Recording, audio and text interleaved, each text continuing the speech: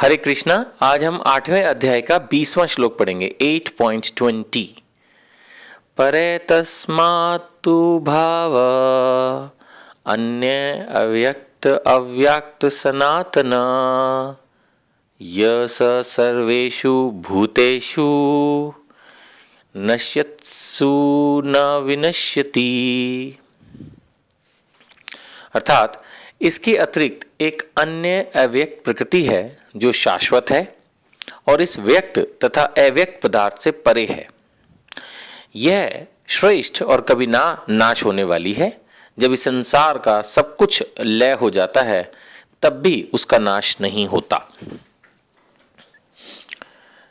इसके अगले श्लोक में भगवान बता रहे हैं कि जिसे वेदांती अप्रकट तथा अविनाशी बताते हैं, जो परम गंतव्य है, जिसे प्राप्त कर लेने पर कोई वापस नहीं आता, वही मेरा परम धाम है। इस दुनिया में मेरा विचार है कि ऐसे बहुत सारे लोग हैं जिन्हें गीता पर विश्वास है। गीता पर विश्वास है से मेरा मतलब है कि जो ये सोचते हैं कि गीता एक सच्ची किताब है।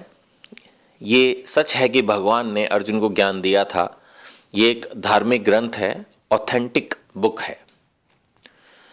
बट शायद दुर्भाग्यवश कहूंगा कि उन्हें आज तक इस बुक को एक बार भी पढ़ने का मौका नहीं मिला।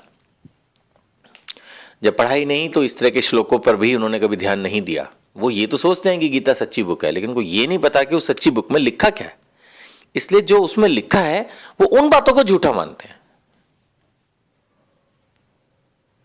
अब ऐसे बहुत सारे लोग हैं, जैसे मैंने कहा, जो गीता को सच्चा मानते हैं, लेकिन अगर उनको कहो कि इस धरती से परे एक भगवान का धाम है, वहां किसी की मृत्यु नहीं होती, वहां कोई बीमार नहीं होता, वहां कोई बूढ़ा नहीं होता, वहां भगवान रहते हैं, एक गोलोक धाम वृंदावन है, असंख्य वैकुंठ लोक हैं, तो आज की तारीख का जो पढ़ा लिखा आदमी है वो हंसना शुरू कर देता आपके फेस पर।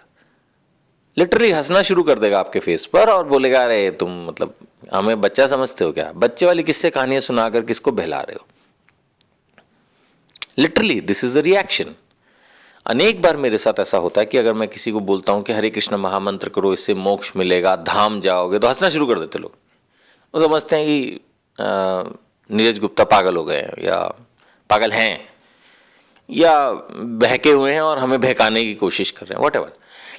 लेकिन अगर हम ध्यान से देखें तो स्वयं भगवान भगवत गीता में बता रहे हैं, डिस्क्रिप्शन है। ये उस क्वेश्चन का भी आंसर मैं दे पा रहा हूं जो लोग कहते हैं कहाँ लिखा है ये सब।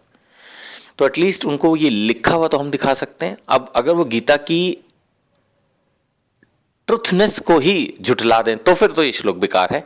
नहीं तो ये श्लोक बड़ा क्लियरली बता रहा है, भगवान 2 श्लोकों में बड़ा क्लियरली बता रहे हैं कि जो इस दुनिया में दिख रही है प्रकृति, इसके अलावा एक और प्रकृति है जो शाश्वत है। शाश्वत का मतलब इटर्नल, हमेशा रहने वाली।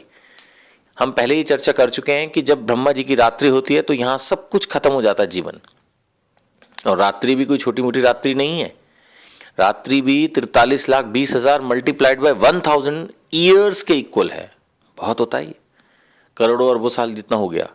इतने समय के लिए जीवन समाप्त रहता है। सब भगवान विष्णु में समाये रहते हैं और फिर दोबारा से प्रकट होते हैं जब ब्रह्मा जी का दिन होता है, और फिर इतने ही समय के लिए प्रकट रहते हैं। तो ये सब बातें भगवत गीता में लिखी है और साथ में भगवान बता रहे हैं कि एक प्रकृति और है जो शाश्वत है और वो इस व्यक्त संसार से परे है। उसका कभी नाश नहीं होता। जब संसार में सब कुछ लय हो जाता है तो भी उसका नाश नहीं होता। क्लियरली भगवान बता रहे हैं। आगे बता रहे हैं कि वो परम गंतव्य है, हमारे जीवन का लक्ष्य है, परम गंतव्य। जैसे किसी भी ट्रेन का, किसी भी बस का एक फाइनल पॉइंट होता है, आप वहां पहुंचने के बाद फिर कुछ नहीं बचता, पहुंच गए जी। तो इसी तरह से हम सब जीवों के लिए वो एक परम गंतव्य है जिसे प्राप्त कर लेने पर कोई वापस नहीं आता, वही मेरा परम धाम है। भगवान स्वयं ये सब बता रहे हैं भगवत गीता में।